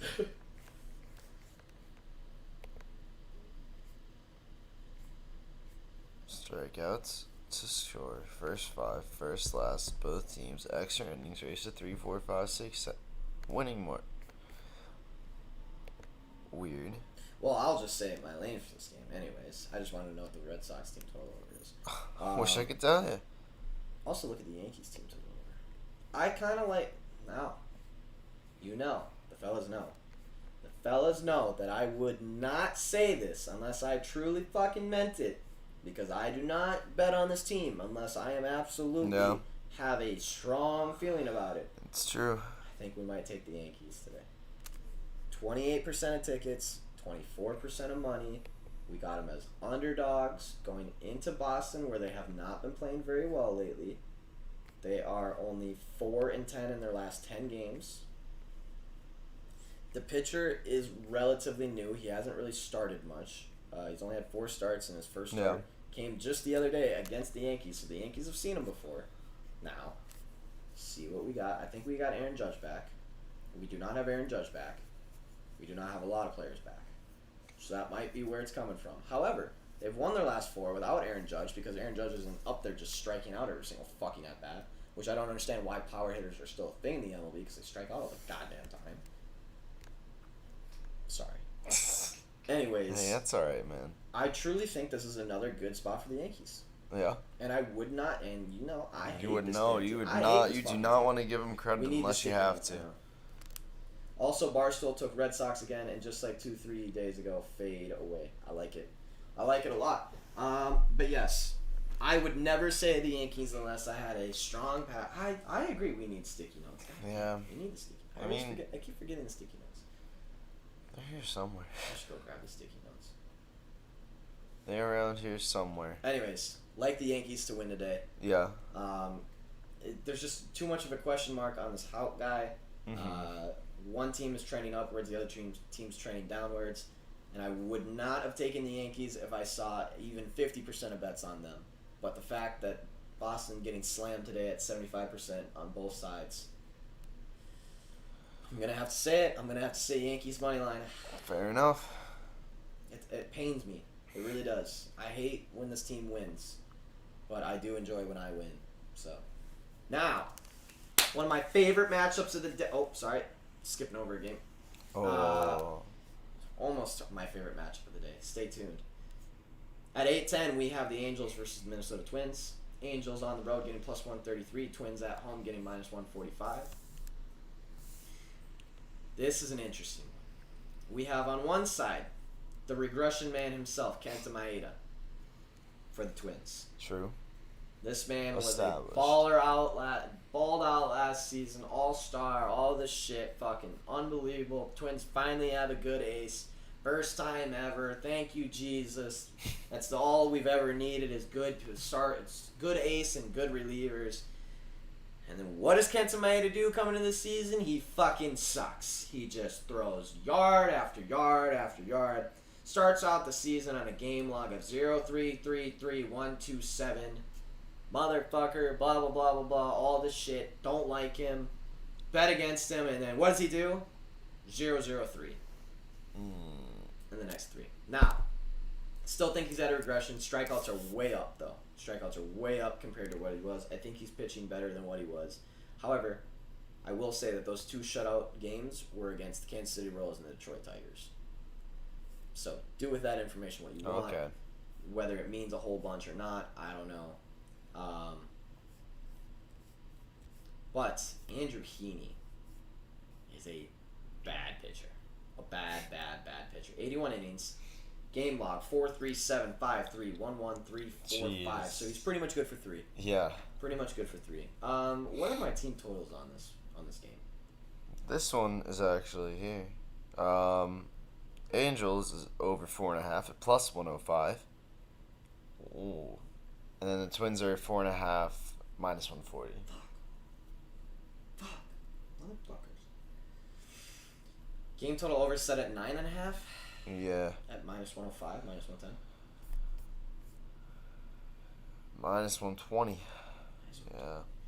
Ew. Gross. And then, I don't know, man. Let me see the percentages for this game. I did not look at that. Looks like tickets are exactly 50-50. Twins are getting 93% of money. Oh. Well, here we go. Well, here we go. Here we are. Boy, I do not see many angles where the Angels can win this game. No. However,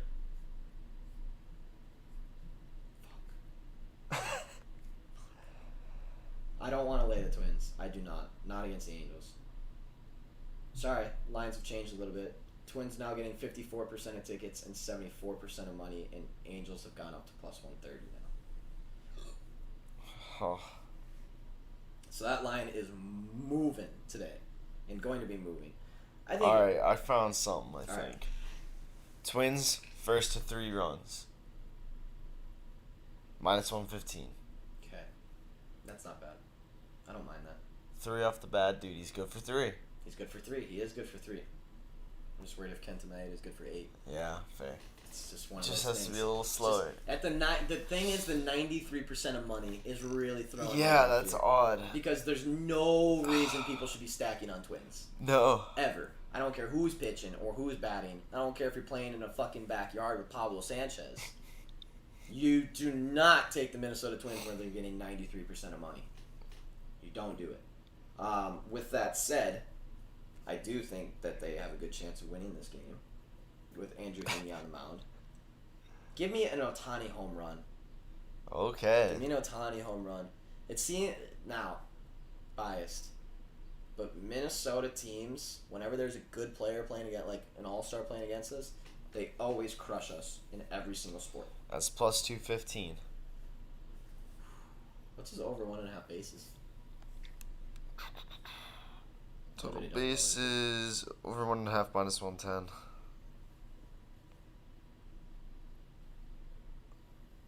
Next time I come on, I will need a 15-minute segment carved out to where I rip Nick Wright's NBA player tier list to the ground. Thank you for your time, Braxton. We'll have to look into that. We'll have to look. I have not seen that, but I'm assuming it's awful. Now I'm intrigued. Hey, the small slate's kind of nice. We have some time at the end to poke Yeah. around and do Yeah. stuff. Well, you're getting quite a few games.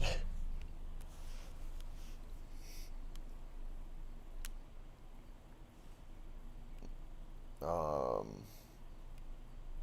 mean, he shouldn't be there.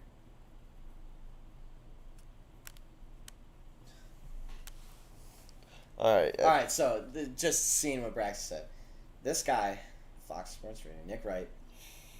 Tier 1, LeBron James. He's the only one in there. Tier 2, Luka and Kevin. Yeah, no, that's not right. Luka should probably not be Tier 2. No. KG or KD with Giannis and AD and James Harden underneath. No. Yeah, so that's wrong. I agree. Let's visit that again. Let's visit that one. Yeah, we will. That's an interesting one. I just hate that man in general. Stephanie. Anyways, my favorite game of the day, the Oakland A's at the Seattle Mariners. Oakland A's getting minus 140-ish on the road. Seattle Mariners getting plus 120-ish at home. The over-under is set at an astounding 7.5. Can you tell me what the Mariners team total over is? Sorry, let me tell you. It's going to be over 3.5 at probably minus 110. Maybe minus 125. I'm trying. Go back to Emily. It won't. You can do it. Oh, wait. Is this the... That's the player to hit a home run. No. Wait, is this the only thing coming up for... That was so weird. That was weird.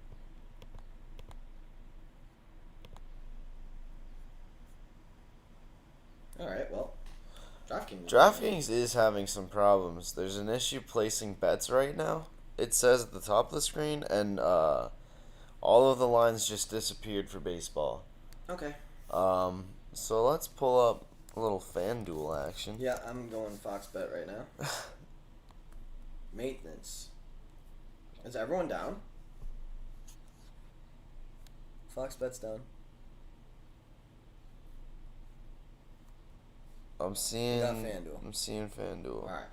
Well, I need that. Alright, yeah, back to Seattle work. Mariners team total over, please.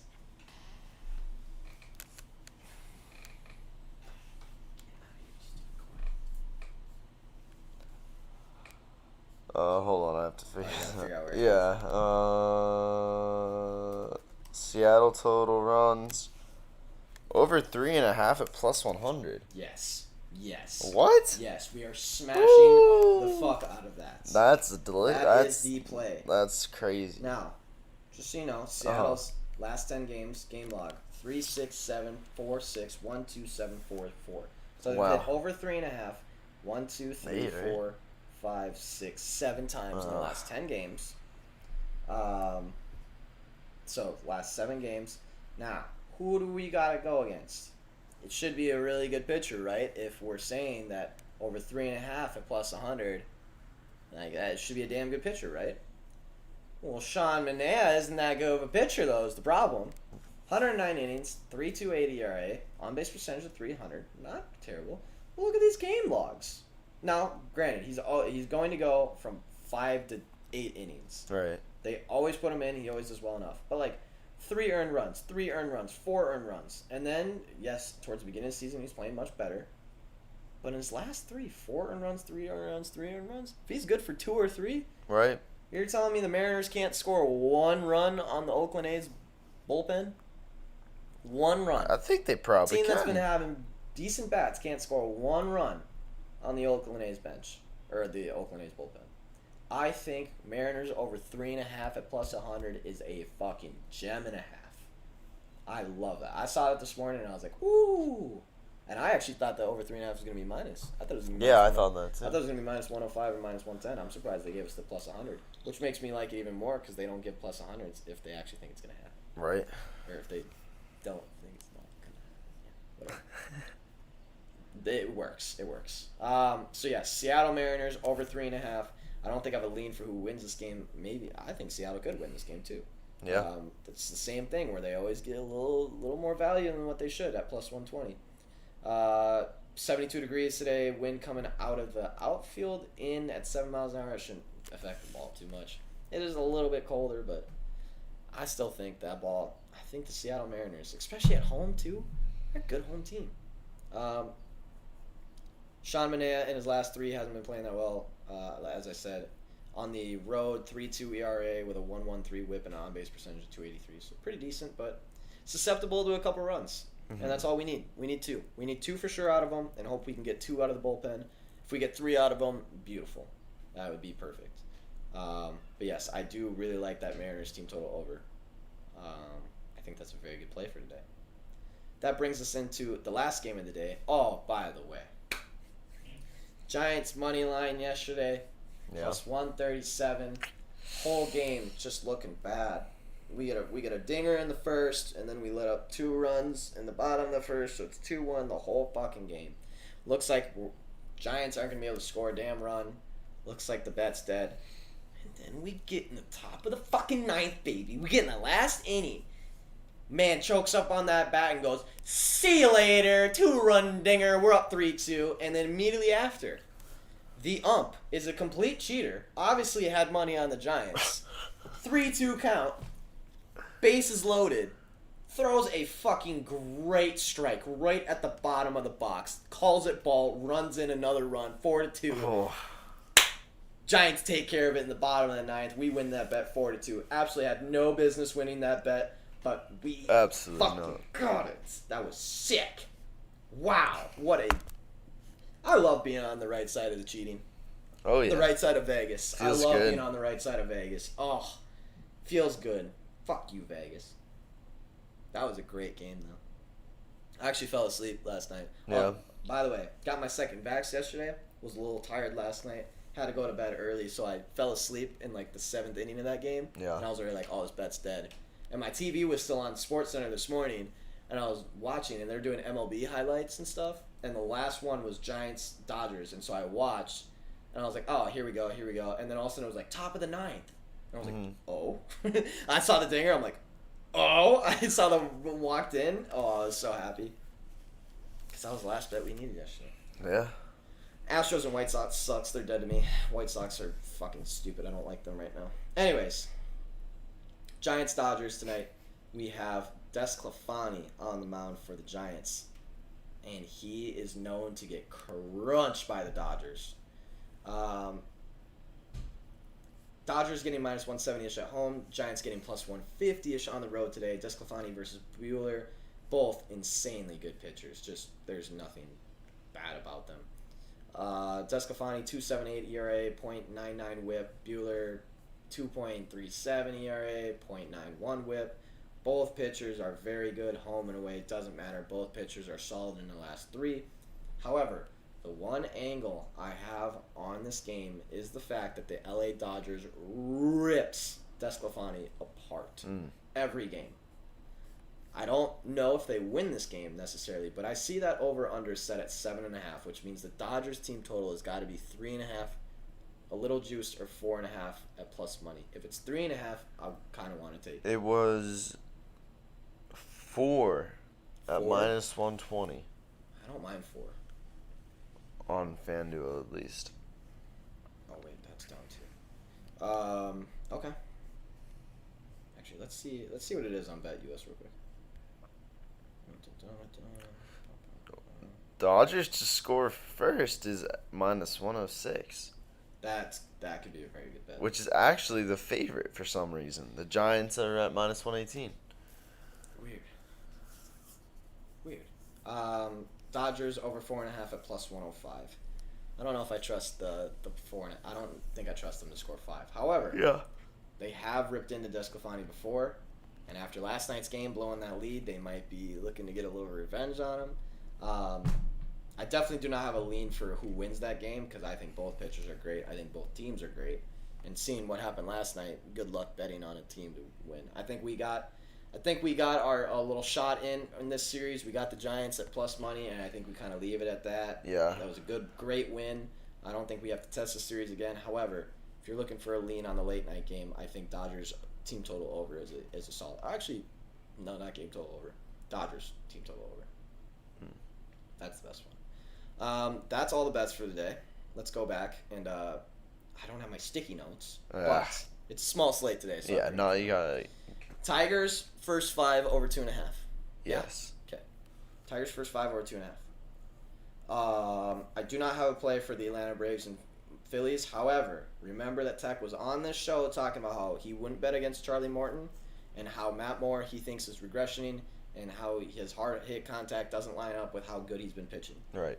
So look for Matt Moore to be susceptible. That's a minus 137 run or money line. Maybe take their team total over since Atlanta does have good bats. Third game, Rays, Cleveland. I don't think we really have a lean for this one. I do not trust Patino on the mound on the road. Otherwise, I'd definitely be taking the Rays. I think Rays are still somewhat safe, seeing them not get stacked on today. But I just think I just don't think it's worth it today. Padres, Marlins do not have both pitchers announced. Remember that Blake Snell, hop off the fade Blake Snell train because he's been pitching much better lately. Cubs, St. Louis, we're absolutely going with St. Louis. Kwang Hyun Kim is a fucking GOAT right now. He is throwing absolute heat every single game, game after game. And even if he doesn't, I still think they could beat the Cubs because the Cubs just aren't that good, especially on the road. They really, really struggle. Yankees, Boston. We got Jordan Montgomery versus Tanner Houck. Again, I will never say take the Yankees unless I absolutely fucking mean it. Take the Yankees today. They're getting disrespected by the public. They're underdogs. Tanner Houck has only pitched 13 innings this season, so we really don't know much about him. Boston trending downwards, only winning 4 of their last 10. I forget what I said. And Yankees are on a 4-game winning streak, despite the fact that some of their best players are out, which honestly I think helps them. Get some new guys in the rotation, everything like that. Probably my favorite play of the day is the Mariners over 3.5 against Sean Manaea. I didn't really dive in. Chris Flexen is a good pitcher, so I don't really see anything on the Oakland side. I don't know if I necessarily have a lean on who wins this game, but absolutely Mariners over 3.5. Yeah. 8 of their last 10 has gone over 3.5. Or 7 of the last 10. I think it was 7. I think Sean Manaea had a good start to the season, but I think he's regressioning to where he actually should be at, with giving up 4.33 in the last 3 games. I think it's such a good spot, and especially at plus 100, like you're not going to get a better deal on the day today. 8:10 we have the Minnesota versus Angels. I think Ohtani probably goes yard or does well today because Kenta Maeda isn't great. I do want to lay the Twins, but I don't trust them, especially getting 93% of money today. That just doesn't make any sense why they would be. I know Andrew Heaney sucks, but Kenta Maeda, I'm telling you, is not what he was last year. And then the last game of the day, the Giants-Dodgers, I think we stay away. We got a good steal yesterday. Yeah. However, if you want to lay something for that 10-10 late game, I would do Dodgers team total over just because of the fact that they do have DeSclafani's number in the past. They do tend to rip him apart. That seems like the one team that he actually struggles against. I know last outing he gave up like 3 in the first inning and then was scoreless from that out, but that's still 3. Right. That's still the 3 that you definitely need from him. So yeah, that's all the bets for today. All the MLB bets, I should say. And all the bets. Yeah. I might come up with crafted little tenors or something, but no. Let's look at this since Braxton brought it up. Yeah. Nick Wright was a guest for Colin Cowherd.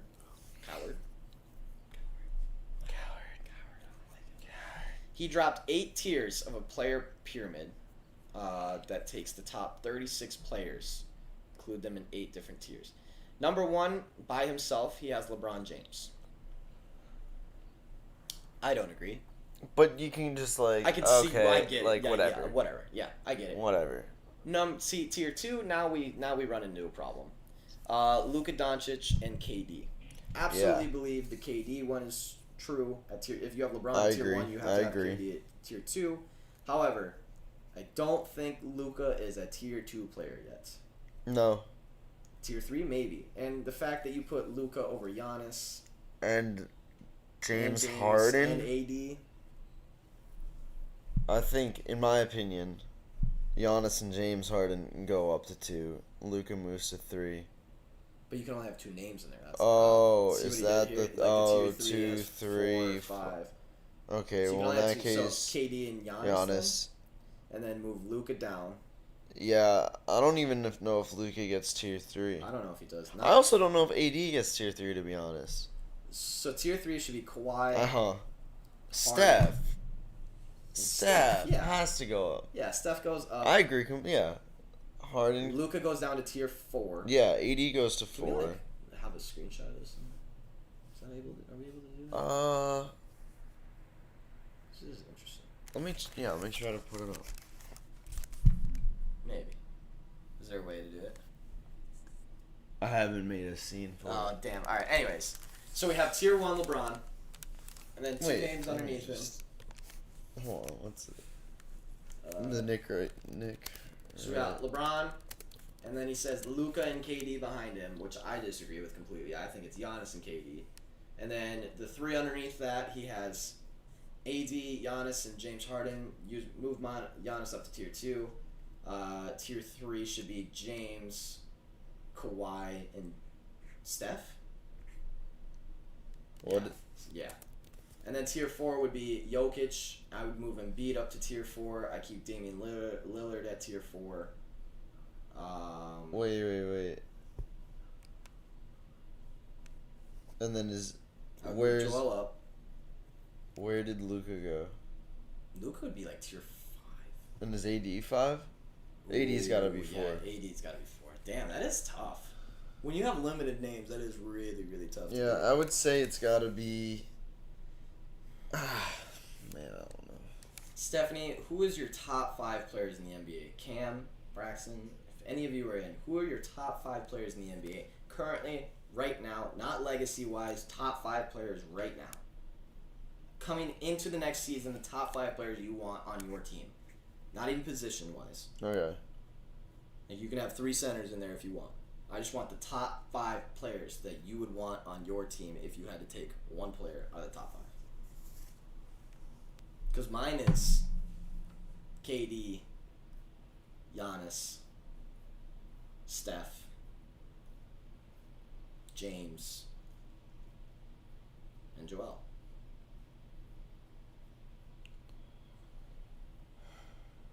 Damn, that's a tough list. I have to agree. KD, Giannis, James. Those 3 for sure, I feel like. I don't know. Steph's it depends. tough. It Steph's depends. I don't know what I'm like. It's hard to say that, like, Dame is better than Embiid or Embiid is better than Dame. It's hard to say It's not fun. because it's just very different. I don't know. I know this is wrong though. I don't. First of all, let me just talk about a couple other things on this list because I think we ignored the bottom half, which is where I really just feel like there's got to be some things that are incorrect. Cam says KD, Lillard, Giannis, Klay Thompson, and Dude, I just see. All right, so tier 6. Bradley Beal should not be on. Paul George, Ben Simmons, Russell Westbrook, Klay Thompson, Zion Williamson, and Jason Tatum. I feel like that is a very crazy variety of player levels. Is that not? Yeah, it is. And then Bam, Ja, Kyrie, Devin Booker. Devin Booker is not on the same level as Bam Adebayo. Can we Yes, no. say that? And John Morant isn't either. No. I mean, we don't have a lot of sample size. Klay is a sleeper, man. Great on both offense and defense. I think people are really forgetting about him too much. He can go off at any quarter. I mean, I would agree with you. But also forgiving him too much because he hasn't played for 2 years. Fair. Now, I'm talking about, like, if we walk out next season, I'm definitely not taking Klay. Now, he shows me his stuff for a month or 2 and shows me that he still can play after not playing for 2 years. Mhm. Absolutely. I might consider him for that team. Because you do bring up a good point. Defensively, I think he's very underrated. People always think of him as a splash brother when it's like, hey, his defense is just as good as his shooting. Like, he is a lockdown defender. Yeah. If I had to put a team together right now of Right actual starting 5, Starting but positionally, positionally, yes. I would do Steph, James, probably KD, Giannis, and Embiid. So what, you have Giannis play your small forward? Yeah. Okay. No, if KD plays small forward, You have KD play small forward. and then Giannis plays Giannis power play forward, Embiid at center. Cam says, real question is deciding between Jokic or Embiid. I think Embiid's I better think if he Embiid's stays better. healthy. Now, if we're doing like if we're taking injury into consideration, it's a lot bigger deal. Yeah. But I But- mean, Jokic hasn't been fully healthy all the time either. No, but For a big man, he has been. Holy shit. yeah, he but plays a lot Embiid for a has big man. not been Yeah, healthy. Embiid has had. So a if lot. we're talking about a realistic situation where injury is also a possibility, then yeah, I would consider Jokic, but I would probably still go Embiid. I think Embiid's a more skilled player when he's out, when he's actually on the floor, I agree. He's on both ends too. he's just a terror on it. Like I Yeah. think of Jokic as just like good, solid. Like obviously deserved MVP. Yeah, I 1000% agree, this season. 100%. Good, solid player that you're just going to get 30, 10, and 5 from every game. Like that's just Jokic is good, solid, fundamental, but he doesn't have the explosiveness that I see in Embiid. And like obviously Jokic has explosiveness. Don't get me wrong, but Embiid just has that next level of like, hey, I'm gonna drop 50 today, and I'm also gonna block 4 people, and then just like teabag you when you're on the ground as well, because that's the kind of player I am. Like he's just like the whole. I don't know. I just see him as a slightly. I don't know. I don't know what it is about him. I just see him as a better center than Jokic, I guess. More impactful center, I guess. Yeah. More. I guess that's the word I'm looking for. More impactful. Can change the course of the game a little bit more. Okay. Well, I just thought of a something I wanted to do that I was thinking about for a while now. Now the NBA season's finally over. We can do it. Okay. I want to look at the Week 1 power rankings and just roast them. All right. Number 1, LA Lakers. Warms my heart. This is they're talking about Talen Horton-Tucker and how he balled out in the preseason and how he could be a big part of the team. I didn't even hear his name this season. Nope. Marc Gasol was a big get, they're saying.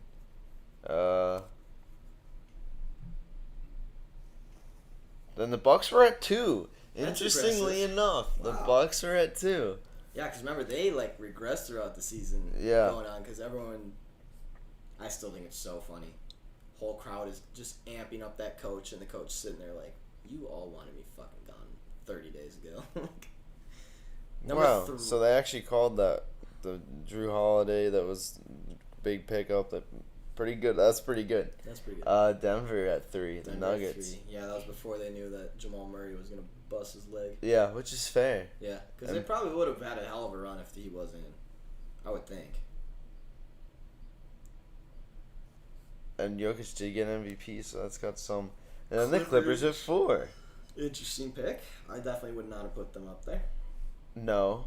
Where are the Again, Nets? Kawhi. They didn't have the team that they had. They had Katie and Kyrie. Yeah, they didn't have James Harden. Though. Miami Heat at 5. I'm Holy sorry.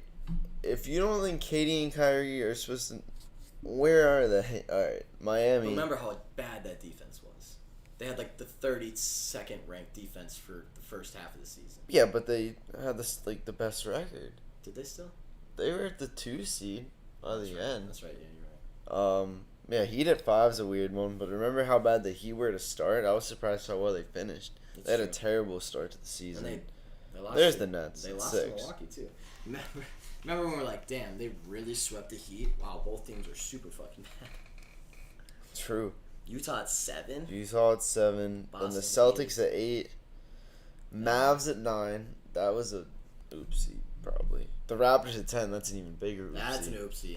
That was injury play. Sixers at 11. Wow, they had Sixers at 11? Yeah, I would have put Sixers much higher than 11 going into that I think so too. Now, it's easy to say that now, but still. Trailblazers at 12. You guys think the Nets will make the finals next year? We talked about this yesterday briefly. I'm saying no. I'm saying that we're going to see one of the most competitive NBAs in probably the past decade next season. I think they could be the favorites. I think they could have the best record in the NBA, but I don't think they can all stay healthy enough to make a run. I have some feeling they'll get upset again. I have the same feeling. Yeah. But I think that next season is going to be one of the most competitive NBA seasons we have seen in a while. Because there's going to be so many teams that have a shot. You got the I Lakers. mean, you get same the- with last year. last season, so many teams really did at the end of the day have a shot.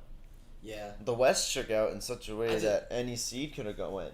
Yeah. And the East, I mean, it will look The East just from the felt beginning. Like it's felt like the Nets and Sixers the whole It felt like it, but it wasn't. It wasn't. No, and that's what I'm saying. Like, So I think this season was already a huge. it was a huge, and that's why I think going into next season it's going to be even more competitive. Because this Yeah. season I thought was just going to be a dumbass 2 teams in the West, Lakers and probably Denver again, and then the East was Sixers, Nets, and we were just going to see like a Lakers Nets championship and some dumb shit. I mean, I was very happy with the result that we got. Like, it was much more entertaining to see teams that haven't been there. But I think this setup for next season, because think about it. Well, it could go differently though. It could. It could be the opposite. It could be the domination. If the that we Lakers expected. get one more guy, Yeah. and they have a healthy LeBron, healthy AD, and say Chris Paul, say Dame Lillard, say even Russell Westbrook, Yeah. anything like that, then that's a different story. If the Nets come back fully healthy, that's a big team. If Kawhi comes back fully healthy, and they get a guy, it's gonna go one. It's either see gonna. how many teams we're talking about that are like, oh my god, they're right there. And I feel like I've never said that coming into a season before. There's always been the 3 teams that everyone expects. I think that's 3 dominate. teams. Because I would think Lakers. You can't count Milwaukee out anymore. No, but you have the Nuggets with Jamal Murray coming back. yeah. And MVP Jokic. You have the Sixers, who, no matter what, are going to be in contention just because of their roster and their. Well, what are we talking about? Serious To contenders. make an actual Serious contenders. win the championship. Contenders to win the championship next season. I think I have 7 teams that I could see winning the championship next year. I think I honestly have 7. Now, we'll see how the offseason does and everything, but as it stands right now, I see 7. I think I have 7 teams. I have the Sixers, the Nets, the Bucks. I think those are the only 3 I can give in the East. I don't think I can say Hawks Fair or enough. Knicks yet. I don't think they're legitimate contenders yet. Mm-hmm. I would think those 3 in the East are legitimate contenders. Any 3 of those teams have a shot at going to the finals and winning it. And then on the West, I have the Lakers, obviously. I have the Nuggets with Jamal Murray being healthy again. Mm-hmm. I have the Warriors up there now. Mm-hmm. Even though that's a question mark. I probably don't have the Warriors legitimately in there. Even though that You don't even know who you drafted yeah, yet. but that is a serious with Clay back and Steph, and if they keep Drake, like that's just the same team that we had before, but now with Wiseman and Wiggins and depth. So sorry, Lakers, Nuggets, the Suns should be right because they're not really losing anyone. We saw the contracts. Uh-huh. The Jazz shouldn't be anything less. Although I don't know if I can put them in there. Yeah. But then if you don't want to put the Jazz in there, then you can put the Clippers in there, and that's 7 teams right there that are like legitimate contenders. And I don't know, like I don't know if I've ever. But then it's like, I don't know. If okay, so they're contenders, but then it's like, do you really think that? Like, I don't know if I really think that the Clippers have a shot at beating a healthy Nets team in 7. I don't think I that. didn't think so until I saw them do what they did at the end of the season. Like taking on those teams without Kawhi and still winning those games, and almost Yeah, like but it was just different, man. rewriting the whole script of the Jazz series, coming way closer than I feel like everyone remembers to the Suns. No, they were close. It was just none of those teams I don't think would be even hold a candle to a healthy Nets team. I agree.